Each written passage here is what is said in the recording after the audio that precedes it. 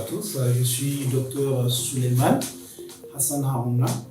Je suis le représentant de l'ONG Action Damien en Guinée. Je suis médecin, expert en santé publique. Donc, je travaille pour Action Damien ici en Guinée depuis 2016.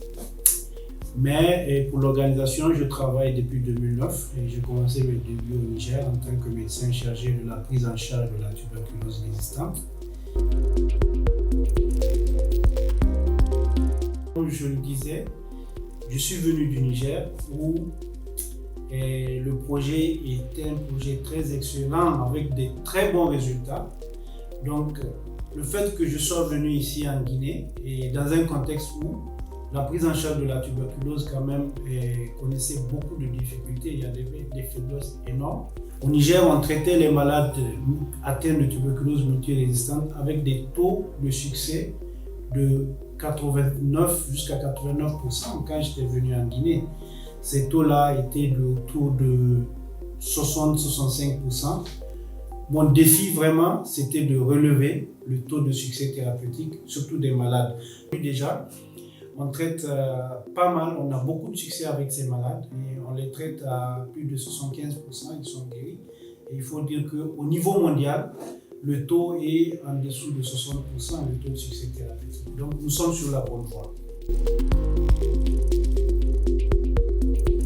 Pour vous dire le contexte dans lequel nous travaillons, et les tradithérapeutes, ils sont comme nos concurrents. Les tradithérapeutes, eux, ils sont beaucoup plus proches des populations.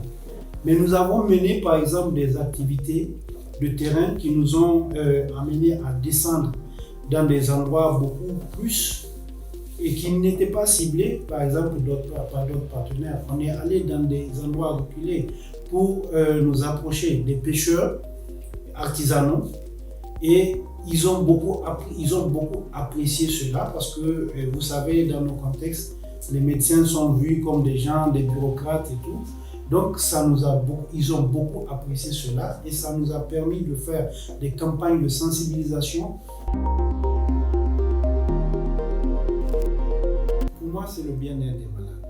Quand je vois la satisfaction, c'est-à-dire l'espoir, le désespoir d'abord, quand les malades viennent vers nous, et l'espoir, ce sentiment de renaissance, comme s'ils sont en train de renaître en prenant les médicaments, en recevant les dons, l'appui nutritionnel, tout ce qu'on fait, je me dis que je n'ai pas le droit de me reposer. Donc tant qu'on peut continuer à sauver des vies, moi je suis prêt à continuer à me sacrifier pour que le monde soit meilleur.